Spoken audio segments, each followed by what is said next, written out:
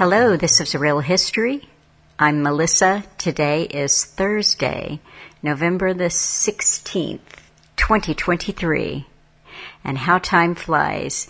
I am joined today by Adam.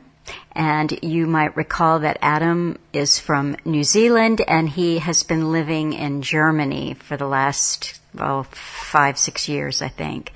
And so Adam had told me not too long ago that if I ever needed a last-minute fill-in slot, that he had an idea that had been kicking around in his head that he wanted to talk about. I have no idea what that idea is, and it is actually Wednesday before this goes up tomorrow, so it's all quite spontaneous, and I'm excited to be talking about something that is going to be a total surprise for me.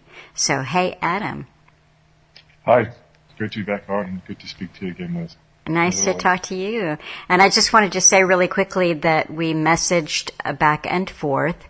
I hate that kind of newspeak. We sent messages to one another.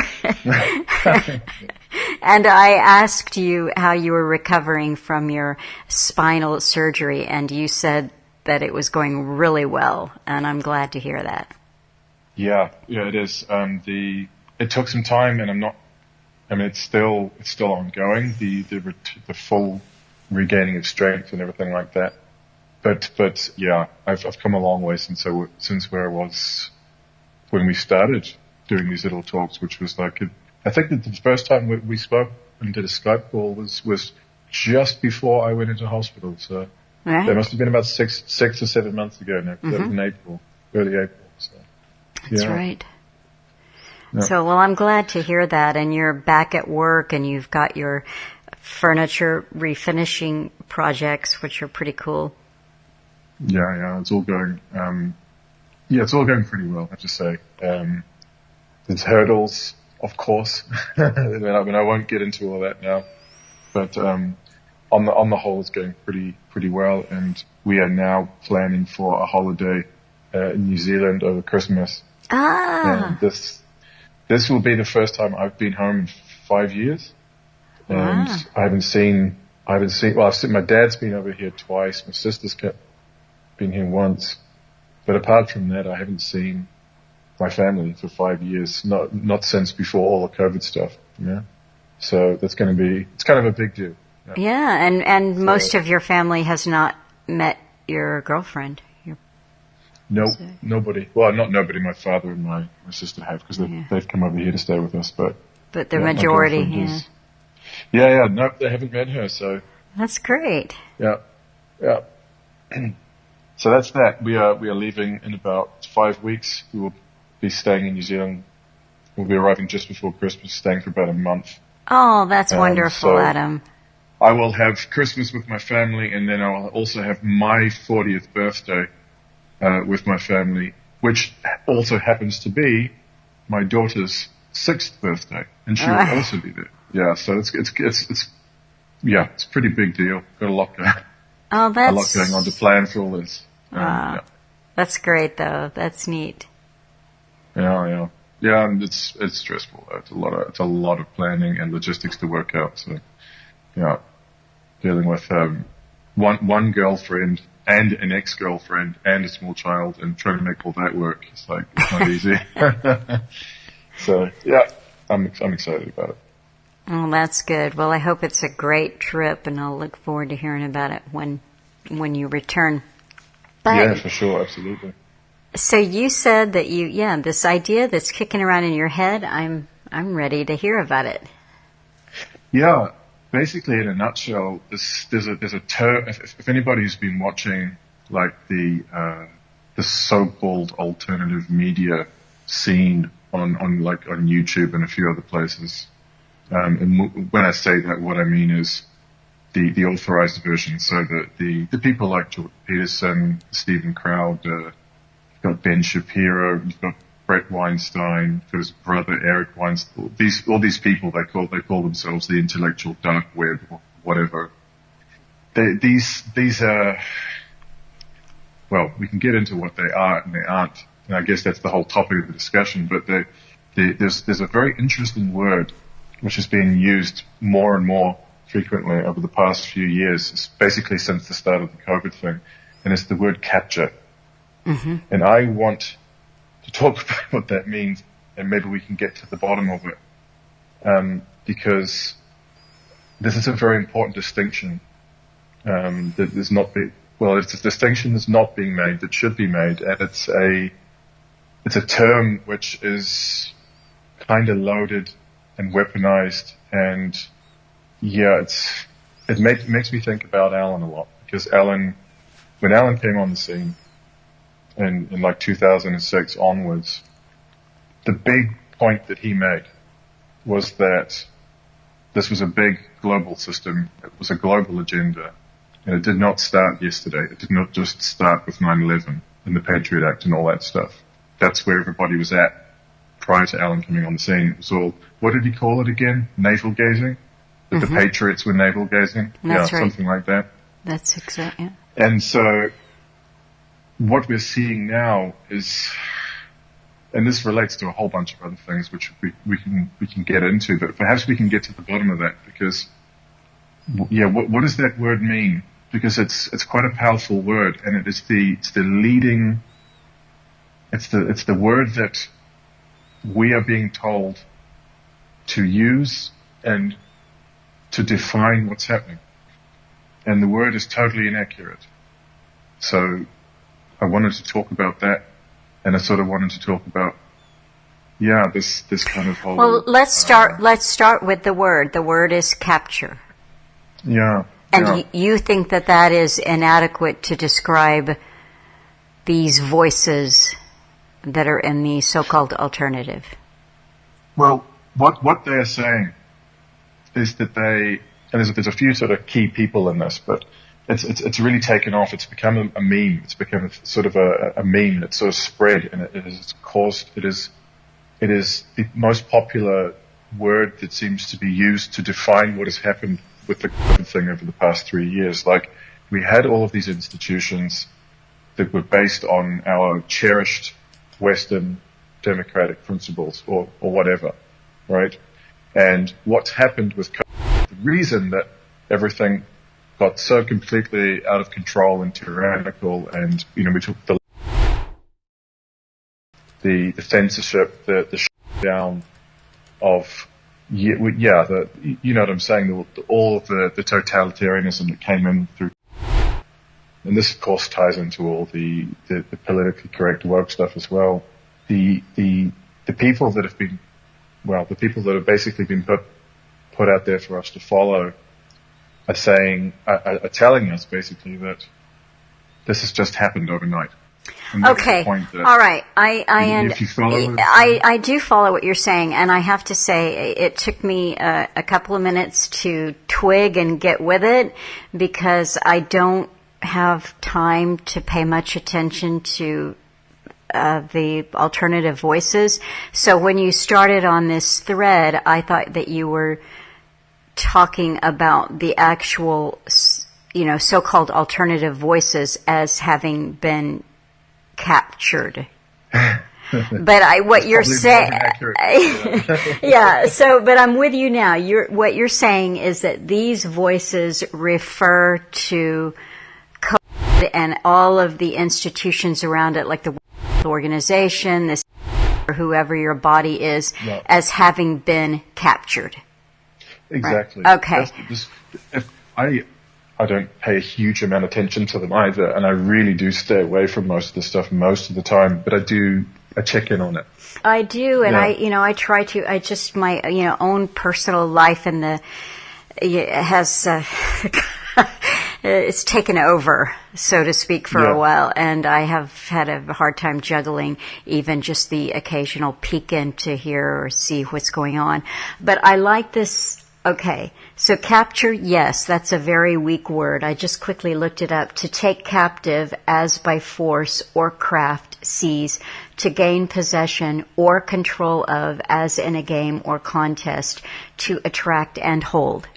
Okay, one of the reasons why I don't spend very much time at all listening to alternative voices is because I like I like to keep things really simple, and I don't want to say take shortcuts, but maximum efficiency. And for me, maximum efficiency is to listen to Alan as much as I possibly have time, because I find him to be timeless.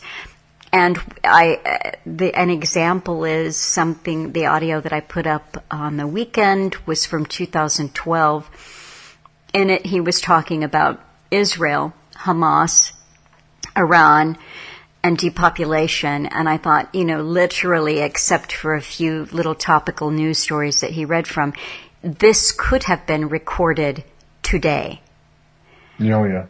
And I think that is because, well, we could say that Alan's voice was not captured, if that's a good word, but he certainly was not compromised. And see, I knew him. I don't know Brett Weinstein. I don't even have a visual on him. Or, Ben Shapiro is kind of like, he's a little more popular, so I've at least heard the name more. And Weinstein I've heard, but I have no idea what they're on about.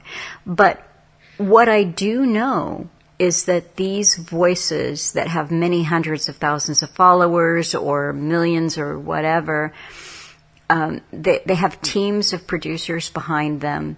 They have a spin that they're doing. And from your own life and your own experiences how difficult the task is of staying on top of, let's say, even just one piece of the agenda. Oh, yeah. And now we have all these voices. I'm happy. I'm thinking right now of a voice that came out in the last several years, and I'll just call him the horse breeder. And you know what? I knew exactly who you were going to mention. I knew it. Yeah. And I get a lot of different things that I don't have time to pay much attention to, but this morning, and that's one of the things on Substack that I get, and it's almost always delete. But there was something about the title of the Substack that made me want to look at it. And the whole article was about breeding and how it applied to homesteading and the small farmer, which is kind of ridiculous if you think about it, because really, what does this have to do with homesteading, huh? Yeah. So anyway, to me, this is a perfect example of the kinds of voices that we have been given in the last now going on 4 years, and they are experts on everything. And and again, people would say, oh, so-and-so in the UK, he sits there in his chair and everything he says is amazing and he really gets this. And I, years ago, listened to him and I thought, well, nothing that you're saying, not one thing is fresh. Alan said it 20 years ago, 30 years ago. And that's not an indictment on the gentleman sitting in the chair. It's just the observation that you're a little late to the party. That is the word, that is the exact phrase that I have in my head when I listen to these people. And of course I know exactly who you're talking about. And I think to myself, this is great. I'm not disagreeing with this, but man, you are late to the party. Mm-hmm. You're way, way late to the party, And this is kind of what I feel when I hear certain figures talking about, well, they're using this term capture, and it's like, okay, if that is what you're saying, if that is what you believe, then can we get into exactly what has been captured, how, by whom, and when did it happen? And they'll never, ever go there. No. It's like, how long are you going to keep using this word before you define exactly what it is that you mean by this? Because aside from that, it's useless. This idea that listeners have, especially, and I shouldn't say listeners, people. When people are on a journey and they want to know truth, they want to understand reality, the very first thing that happens to them when they start to catch on is they want everyone to know, and they somehow want to fix it, turn it around, and stop it. Yeah. And the key, a lot of people get that's them gone. That's them off the battlefield if they can't get past that. Because there has to be, you've got to get to the point where you understand it's an ancient agenda, and that takes you deeper and deeper. And so these alternative voices are really good at keeping people in, it's what it really is navel-gazing. Yeah. Because then all they're doing is looking at the so-called capture, right? Or the so-called deep state. Or, what, the so-called cabal, whatever we want to call it, that's what they spend their time looking at. And Alan has had so many years, remember that he was writing and talking in the late 90s. He'd had years before that of, kind of small group teaching and one-on-one, so he had a very calm, good way of putting this across. But what he was always saying is, let's remember that this is an ancient agenda. His message continued to be the individual, the individual, the individual. And what are you doing? What changes are you making? And that is what is entirely missing. Whether it's the people that you have mentioned, many of whom I haven't spent very much time listening to, if I've heard them at all. But I know the type, if that makes sense. Yeah, I know the type. Just think the type that's supposedly censored, like Horsebreeder. And yet, the most famous, these are the most watched people on YouTube. That's right. That's right. They'll complain that they're getting censored, except for the fact that they're on the biggest video sharing platform on the planet. So, yeah. There's a type, for sure. Yeah. But as to the word capture, yes, that completely steers you off in the wrong direction, because the institutions were, for the most part, created for the purposes that they're serving right now. So they weren't just taken over, they were built, they were designed for the ends that they are serving.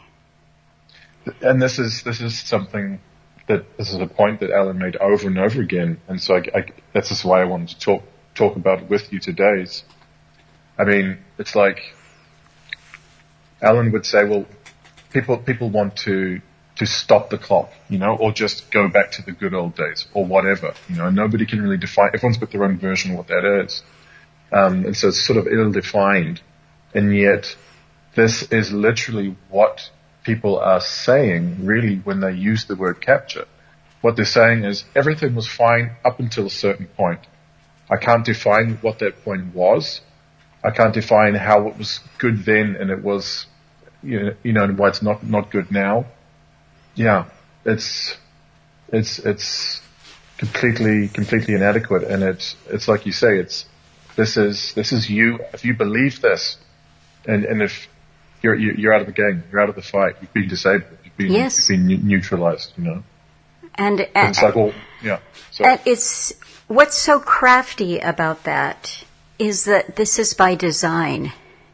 Mm-hmm. This is a technique, and I'm not saying that everyone who talks about capture, that all of these voices, I'm not painting them all with a controlled opposition brush. But what I am saying is that there is something in human nature, even with sincere people, where they say, oh, okay, that's right, that makes sense, and so I'm in on it. It's kind of like, if you think about the music industry, you'll have really big bands that the producers choose, they groom, they give the band the name, they tell the band how they're going to dress. Mm-hmm. Then you have a lot of cookie cutters. Well, of course, all of those bands aren't totally controlled by the machine. Some of them kind of spring up. But what I'm saying is they have looked, they've seen, that's who's... This is how we do it. Yeah. And this is how it's done. Yeah, so all you have to do is have a few key voices and a few key players that say, this is what we're talking about, these are the important issues, and everybody follows along. And that is what I've observed for the last several years. And I think I say several years, I mean, it's always been this way, but in this particular operation that we've been living through now for nearly 4 years, we see an amazing microcosm of how it works. And so you have all these voices that come out, and they'll start a channel, or they'll start a podcast, or they'll start whatever, and they all look to someone else to, what's so-and-so talking about? Okay, oh yeah, that makes sense. Okay, right. So that's what they focus on. So all you need is a few, what you might call trendsetters.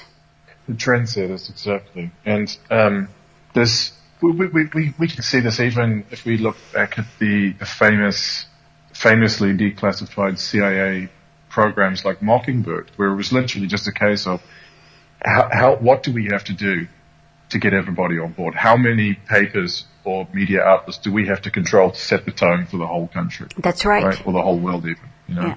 And I mean, we are long, past the point, where that became a reality, It's good vibes. Everybody's smiling. They're all congratulating one another and feeding each other compliments, and they're having a good time and making a bit of money. You know what I mean? So even that alone, the economic incentive to stay in that little fence and do what everybody else is doing and talk about what everybody else is talking about.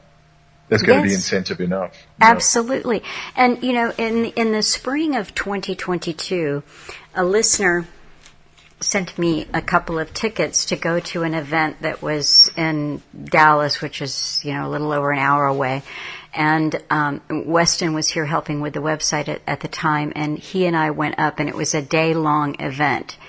And they were big names. I won't say who they are, but they were all big names that were weighing in on the operation. Now, what was interesting to me was that, it was a really expensive event, too. I was grateful to the listener for giving me the opportunity to be there. But it was supposed to be at a really high-end kind of convention center, and so was it bait and switch? We don't know, because literally at the last minute, 2 days before the event, they moved it to a church, a small church, as opposed to this big, lush convention center. And they said it was because they didn't have the people, the bodies, and the seats. And it wasn't a huge audience, to be sure. But the other kind of bait and switch part of it was that 2 or 3 of the big names, and if you'd really recognize the the gravelly voiced woman who had started working for Ouch. And she was on the circuit, so it was big, and they weren't there. Okay. And I took an opportunity on a break to inquire as to why some of these names weren't there. And I got an earful of, she's controlled opposition, and he's controlled opposition. And what I realized from the man who was telling me that everybody was controlled opposition was that the whole presentation that I sat through for almost 10 hours was, I would call it, she blinded me with science. It was... Right, okay, so it was meant to overload you. It was meant to overload you. It was meant to impress you. Oh, I'm so-and-so, and I have 3 degrees in such and such, and you'll never be able to keep up, but I'm going to pretend, wink, wink, that I'm here to help. Right. This is how these events seem to be, but like you said, it's all feel good, and they wheel out the lunch at the lunch break, and this is where your really expensive ticket comes in. Look, you got some catered Mexican food. Okay. And what has accomplished? Yeah, nothing. Feelings of community and fun, I guess. And this is, like you say, that's just what it's also about as well. Is for a lot of people, it's a social club thing, and it's we're all in the same team. We've got our community, and we're all doing well. We're all successful. We're all making a bit of money. We're all having a good time. We're doing well. Mm-hmm. What did Alan always say about religions, or at least a lot about Christianity, was that it was more of a social club for most people? Well, he absolutely, he said this repeatedly to people that he spoke with, too, one-on-one or by email. Modern Christianity is really just a social club. Yeah. And I've thought about this too before, because it could be said about anything, but if one goes out and says, I'm a Christian, well, then it's got all of this meaning that is wrapped around it, but it's meaningless, because are you a Protestant? Are you a Catholic? Are you Russian Orthodox? Are you Greek Orthodox? Are you a dispensationalist? Are you do you believe in the rapture? Yeah. It's endless. Yeah, yeah. Mm-hmm. But what you are doing is, you're putting that brand on yourself, the cross or the fish or whatever. I'm a Christian, and then you hope that gives you entree into the club, and then you're with like-minded people. And, I had this happen to me recently, where somebody just said, oh, you're a Christian, and it wasn't a bad thing. In other words, she was saying, you're like me, and I was thinking, well, no, I'm right, yeah. Actually, so I'm not. Put you in a box. Yeah, but it's pointless, because this was just a kind of a social thing that you run into with somebody, and it's a childhood, and they don't know, they don't know you from Adam. Yeah. Right. Yeah. I mean, look. I take the point you're making there. It reminded me of something else I noticed recently when I was just sort of, again, I'm just kind of checking in on some of this stuff. These authorized heroes of YouTube, the so-called alternative types, and again, one of the main problems for me, and one of the signs that something is being compromised or is otherwise useless, is that they're still playing party politics and trying to put people into left-right groupings. You know what I mean? So it's right back into, it's like we for a while there, we were sort of talking with a bit more scope, maybe looking at things on more of a global level, looking at this as a global agenda. People were talking about the World Economic Forum and things like that. And then now that the COVID thing's sort of blown over, so to speak, at least for now, we're straight back into left and right, and it's the left that's doing this, and it's the left that's doing that. We've got to get the left, and now, of course, the conflict to end all conflicts has re-erupted in the Middle East. I mean, we're straight back into, which team are you on, and the left's doing this and the right's doing that, and everybody's, it's all over the place, but it's the pigeonholing. I mean, it's it's the oldest trick in the book, really. And it's amazing to see that these people who we are supposed to believe are leading us out of the confusion, are leading people straight back into left-wing, right-wing, petty politics, and the Israel-Palestine thing, and any other division you care to think of, You're absolutely right. I mean, just take a look at probably one of the most vocal, that man who was a member of that clan who had two of their clansmen assassinated for their, during their public service. He's the champion of the people during this operation, and well, that's the most crystal clear example of left-right politics, navel-gazing. Here we are back again. Vote for me. Exactly, and he's the new hero, right? Yeah. He's the new hero. Absolutely. Yeah. And the people who I'm talking about, who I checked in on this afternoon, even in particular, they love to name drop this particular individual, Yes. as if we're friends, and there are connections there. Well, yeah, I don't know what that means, but there are definitely family connections, background connections there to him and a lot of these other people. So, this is a club as well. And Alan talked about that too, and I didn't quite know what he meant by that sometimes, but, cause he was kind of always cryptic about it. But, over time, when your gut's telling you something about somebody, oftentimes it is the case that, these people they do know each other. They are part of insider clubs. That really happens, A lot of the so-called, people's champions that are given out to us in the public arena and who tell us that they are grassroots and I'm in it for the right reasons and I'm fighting the good fight. It's like, well, I think there's more to it than that, to be honest.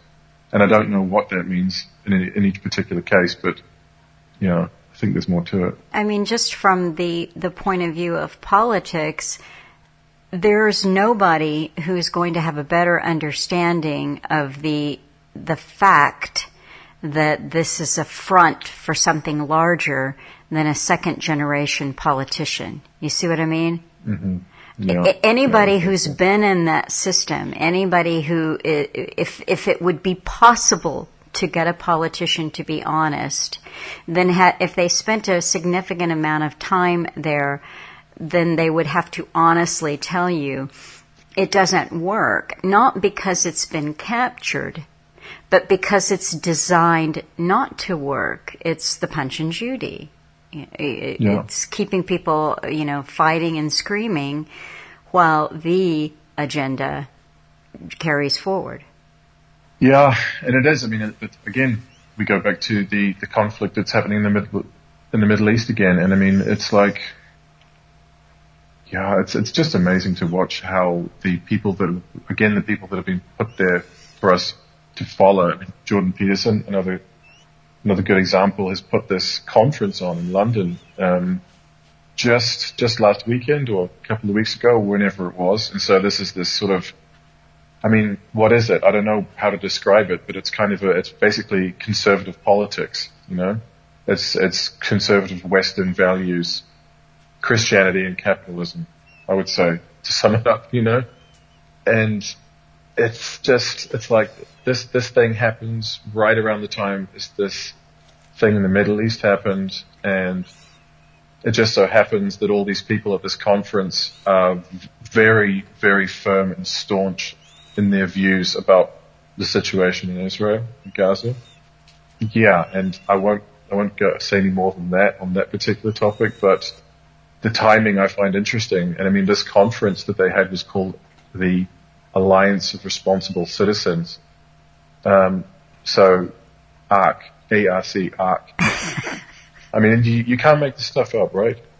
It's like Jordan Peterson is doing interviews all of a sudden in the last few months with Benjamin Netanyahu. You know what I mean? I'm like, where did this come from? How the hell? Okay, that's kind of, okay, this guy's clearly well connected, So what's going on there?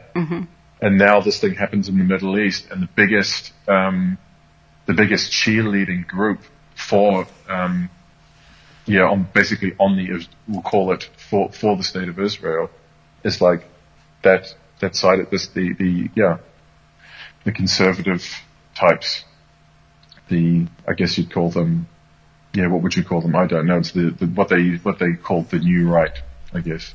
Yeah. The old right. I don't know what any of that stuff even means. But, just like with everything else, they change it from time to time to throw you off.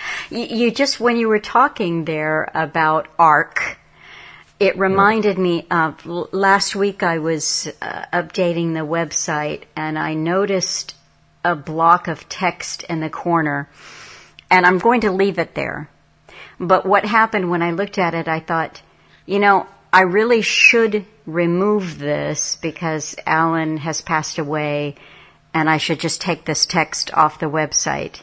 And I was going to do it, but when you were talking, it reminded me of the text, and now I think I've made the decision. I'm going to leave it there, period. But on the audio section, that'll take you into the audio archives where there's the listing of all of the different categories if Alan was on Sweet Liberty or Republic Broadcasting, whatever. In the upper left-hand corner, it said, because Alan is perfectly genuine, he has no agent or manager to arrange radio interviews. He belongs to no group, sect, or political party.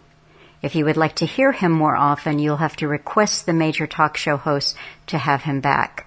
A mind with knowledge is a terrible thing to waste. Oh, yeah. I know that one. So I thought, it's probably time for that one to go away. But since it's still there, I shared it with you because when you look at these alternative, alt-right, these heroes, that whatever, what you're going to find is they have agents. Mm-hmm. They have managers. They have teams. They have attorneys. They have producers. And they usually have big teams. And that when you've got a team behind you, you've lost your agency.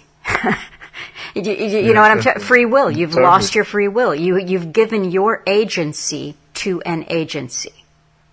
Yeah. And that's what we're looking at. Well, because it becomes about servicing a product. Now you're in production.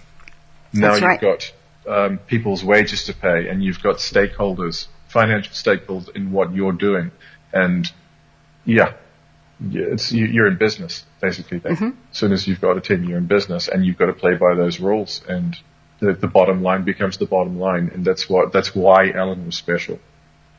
That's why he was so unique, and that's why he was the most important voice in all of this, so it's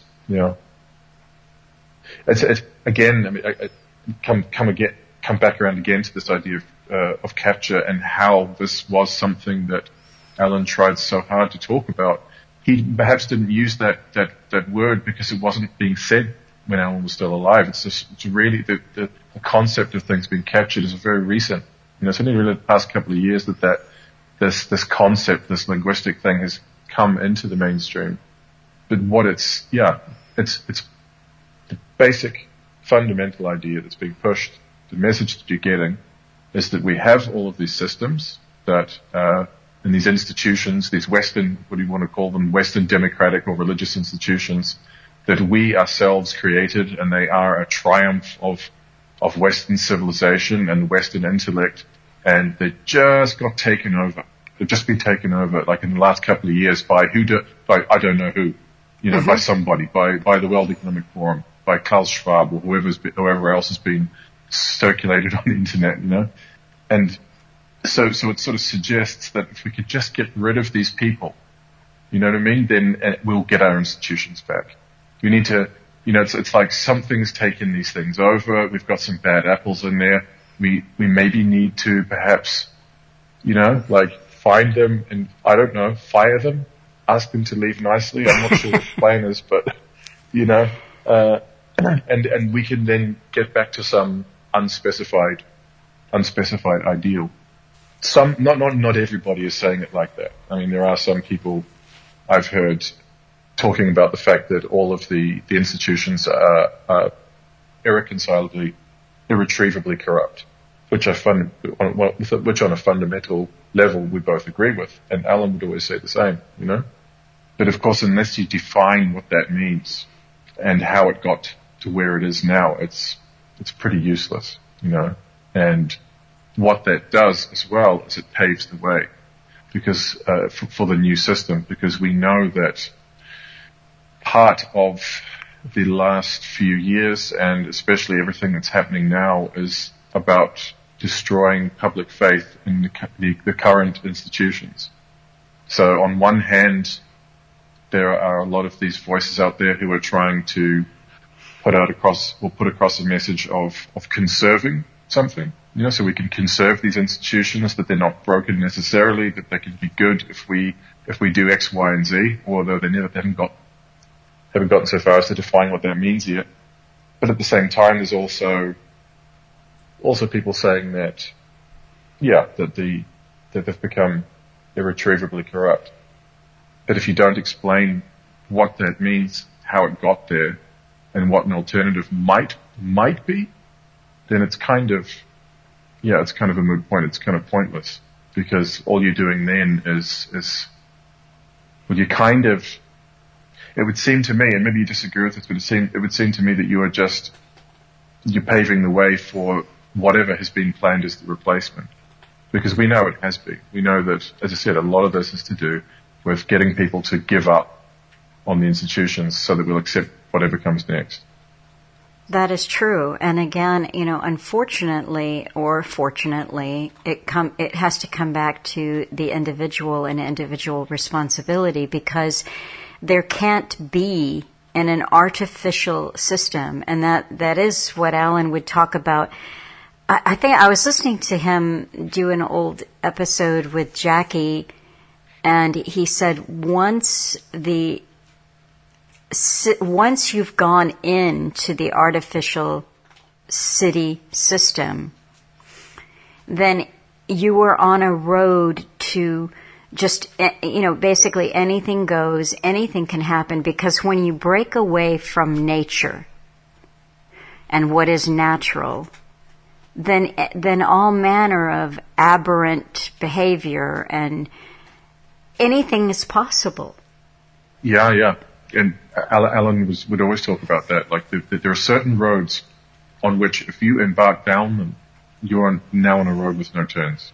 That's right. And there's an inescapable destination point there, And people would say, well, what is, the alternative? And he said, well, the small tribe, et cetera, et cetera. Now, he wasn't saying that this was possible to go back to, but he said, remember how he would say, they always give you the system that you're born into, and the propaganda around that is that history could not have gone any other way. Civilization could not have gone any other way than except the direction that you see it moving in.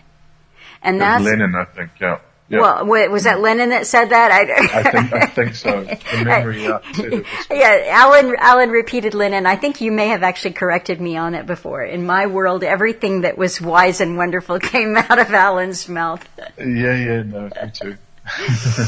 But, the other thing that he said to Jackie, I think this was in the series of talks that ultimately became the Waiting for the Miracle books, was, and this was, when I heard him say this, and I did not know him, I just knew that I was listening to someone the likes of which, I'd never come across. He said, they were talking about the stock market. It's possible that somebody had called into Jackie and was asking something about, a good way of investing or whatever.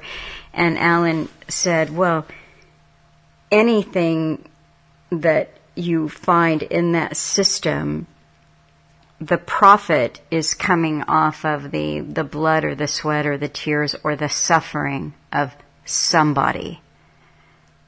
Mm-hmm. And that is just so amazing to me, because it's true. The entire money system is predicated on suffering somewhere by somebody. That's it. Exploitation. It's predicated on exploitation. It's amazing, because Alan talked about this for years, and I got it, but also maybe didn't get it. I didn't quite get the depth of what he was talking about. And it's only really been now in the last year or so that I've been toying with the idea of starting a small business. It's like, wow, you really then get to grips with how the minute you go into that system and go into commerce on your own and go into and have to combine what you're doing with this economic system, it corrupts it immediately. Like it can be no other way. You know what I mean? Right. It's what you are. The minute you go into profit, into making money, you're beholden to it in one way or another. Yeah. And everybody goes down the same path. It all goes down. Everybody doesn't matter where you start out. If you go into the moneyed system and you are successful, you will do so because you put profit as the priority, and your integrity will suffer. And you will be exploiting somebody somehow, somewhere, This is the sad fact of life in this system, is that we're all tainted by it. Yeah, we're all tainted by it. Yeah, totally. And you see this again. We go back to the authorized heroes of YouTube versus the way that Alan did it. And Alan, again, like you said, you just read that quote from the site. He had no agent. It was never about money. He didn't charge for the bulk of what he was doing. It was only a nominal amount that he asked for so that he could get by, and donations and book sales and stuff like that. But the content, the 99% of the content was free. That's right. I'll just say this right now, but there, believe it or not, there are people that don't like me. That was a joke. There are people that say, I've had it said that Alan brought me into his life because of my Hollywood connections, and I was going to help him get on big shows. Now, if you look at the timing, Alan was on InfoWars and Coast to Coast, all of the big shows he did back in the early 2000s, 2006. You see what I'm saying? Yeah. And Alan was the very first, almost the very first thing he said to me is, "This is not a business." Yeah. He did. The biggest thing I think Alan did, to my knowledge, and correct me if I'm wrong on this, was the Prison Planet interview in 2009, and I still think that was. And I'm not trying to give too much credit to Alex Jones or anything like that, but that was an incredibly powerful interview, that two-hour thing that he did. Well, it was. It was, and I'm not taking anything away. I'm not bashing a big show. That's not what I'm doing. But Alan had already done. He had already done the talks with, what I'm talking about is timing. In other words, I didn't help him get those big talks. His reputation was firmly established before he ever heard my name. Right? Yeah. So he was on with Alex in 2006, and yes, in 2009, Alex sent the crew up to Canada to film him, and they had at first suggested that they could film, at Alan's house. That was their suggestion. We can stay in town and then come out and film there. And there were a couple of reasons why Alan shot that down. First of all, privacy. Obviously, yeah.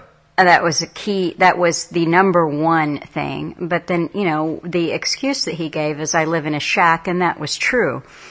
The double-edged sword of that, for folks who look at that interview, it's a beautiful, serene, really nice, and he's in front of the bookshelves, and then he's out on the pad. Well, that was a bed and breakfast, and I used to joke with Alan. I said, boy, here you are squeaking by and, saying, don't forget to support, And all over the internet, there's this image of you like in a smoking jacket with a brandy or your tweed suit or whatever.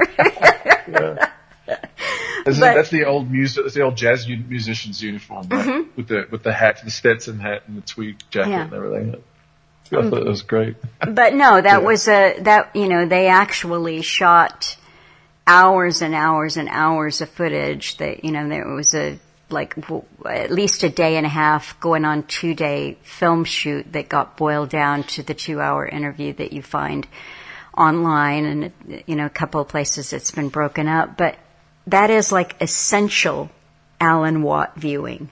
Oh yeah, that is. Yeah, I was thinking about that recently, and I think it was the most important interview in this topic, in this area, that's ever been done. I really believe that. I keep going back to it even now, today. Listen to it all the way through. And I'll do it again soon. I'll just listen to the whole thing, Yeah. quite happily. No, Because with Alan, there's always more depth to uncover, always. So that is an amazing thing about him. Yeah. But back to these voices just really quickly. I tend to, for at least the trendsetters, I ascribe nefarious intent. Mm-hmm. It's not benign to have people thinking about capture. That is not harmless. No. And to say that you're someone who has a grasp on what is going on or the direction that we're being taken, and you want to bandy about terms or concepts or groups like reimagining or the Fourth Industrial Revolution or World Economic Forum or depopulation or eugenics or Club of Rome or, all of these things. And I'm going to be straight up with you. And this, I'm going to give a nod to some people like Eustace Mullins. I could go on with, I could give a nod to a lot of people who were out there before, or Bill Cooper, or at the same time with Alan. But what I will say is that Alan, singularly introduced the alternative world, whether they know it or not, to the concepts of eugenics, depopulation, sustainability. And by singularly, I mean it was he who put the essence of the horror show into crystal clear, simple language, and he did it over and over and over again to always be reminding us history is a horror show. Mm-hmm. It's not a capture of recent institutions captured. Current, institutions recently captured. No, it's a horror show. No. And the reason that people don't want to go there, and perhaps this is maybe why what you're thinking when you're talking about like this kind of intent to harm or malice, is like what we're seeing with all of these authorized groups that have been put there for us. We're seeing people who have got fairly comfortable lives. You know what I mean? Yes. And to look at to really confront that history has been a horror show, that this is an H agenda, that it didn't just start yesterday, would be pretty uncomfortable for most people. They don't want to do that. All they want to do is, like Alan said this so many times, people get comfortable and maybe got a bit of affluence, a little bit of wealth, and all they want to do is hang on to that, and they don't care. They pretend that it's about principles, right? And they toot their own trumpets about all of their so-called morals and values and all the rest of it, and how that they're fighting the good fight, and that they won't be compromised. But all I see with most of these people is people who have, it's like Alan said, like, I've got my little world which suits me now in this current phase of this agenda, and I just want everything to stay the way it is and not get any worse. Just let me keep my wealth and my comfort zone, and don't show me anything too horrible. Don't make me too uncomfortable, and just let me stay comfortable. And I think, unfortunately, a lot of it is that as well. Weren't we talking about this in the first real history that we did of your father's reaction? Yeah, we were, and there have been subsequent discussions since that point in time, and that's basically it. I think he is, as many people are, really just they don't want to know. That's it. It's that simple. I don't want to know the yucky. Don't show me the yucky stuff. I'll put my head down. I'll earn some money, and the more money I earn will create more of a buffer zone between me and the horrors of reality. And I will just stay here as long as I can. You know. I understand that. I mean, I understand that. I have lived that. Yeah. I think that is, whatever you want to call it, waking up, coming out of Babylon, you find the language, you describe it for yourself, but it's the human condition for most people is, or as Alan would often say in one word, egosyntonic. Egosyntonic, exactly. Very, very particular term there. It's not egocentric. No. It's similar, but it's not the same. It's That's different. right. Different term.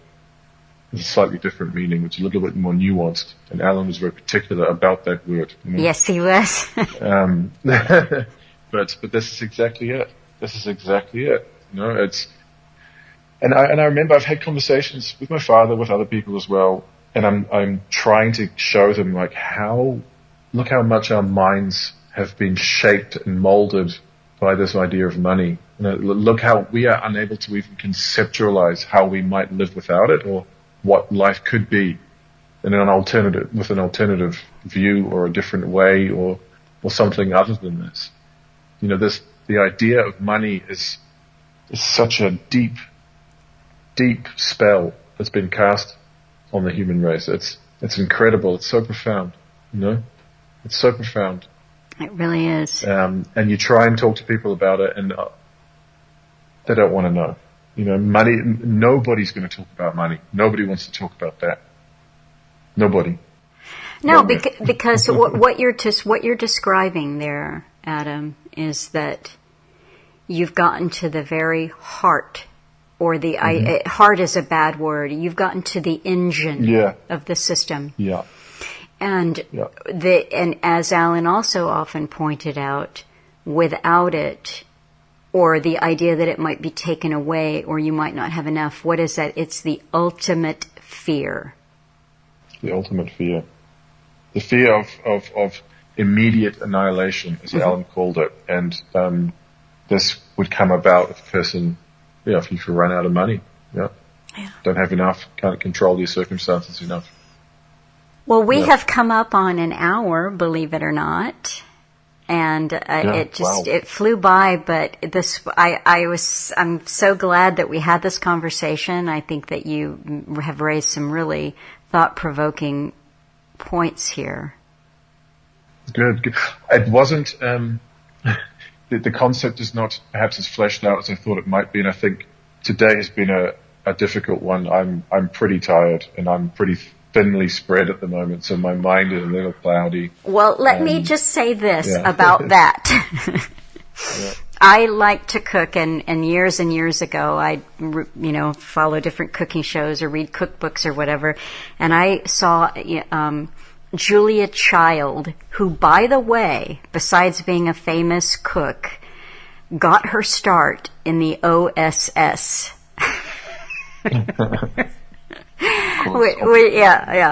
So, but yes, exactly. So Julia Child, in her no-nonsense way, put it across. She said, never, ever apologize for a meal that you put on the table. No matter what has happened, how it could be better, how it could be different, don't apologize, because you have just done something that not a lot of people are willing to do.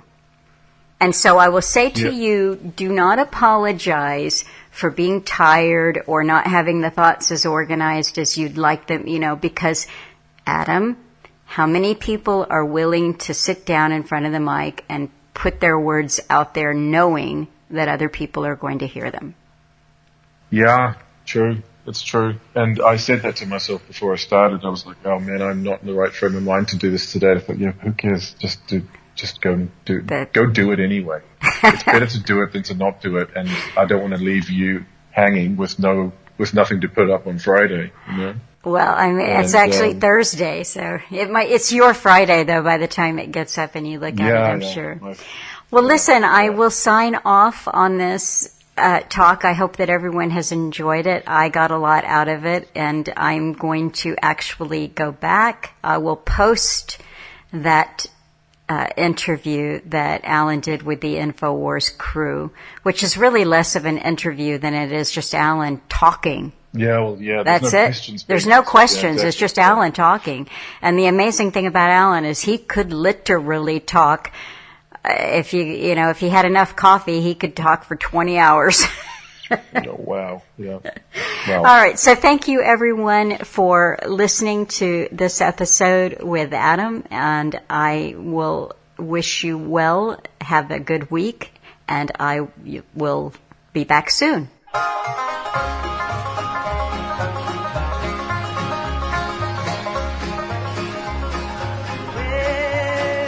I've got something